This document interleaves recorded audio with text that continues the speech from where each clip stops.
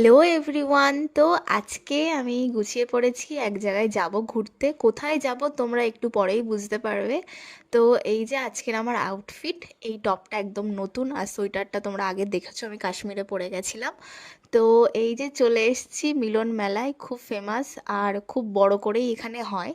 তো আজকে তো ভীষণ ভিড় ছিল, কোনো একটা নায়িকা আসবে আমি তো জানি না। তো আজকে এতটাই ভিড়, কোনো জায়গায় দাঁড়িয়ে একটা ফটো ভিডিও করাটা অসুবিধা হয়ে যাচ্ছিল। তো এই সাইডটা ফাঁকা ছিল বলে আমরা এখানে এসেই দাঁড়িয়েছিলাম আর ফটো তুলছিলাম।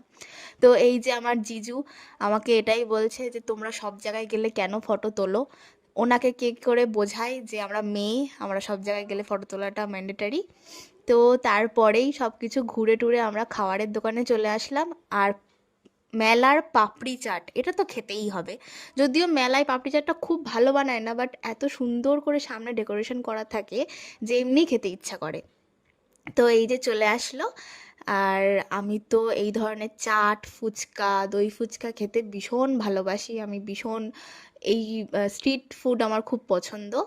তো এরপরেই এইটা দেখে আমার এত ভয় লাগছিল, প্রথমে ভাবছিলাম চড়বো, তারপর ভাবছি সুস্থ শরীর ব্যস্ত করে লাভ নেই, তো আজকে যেন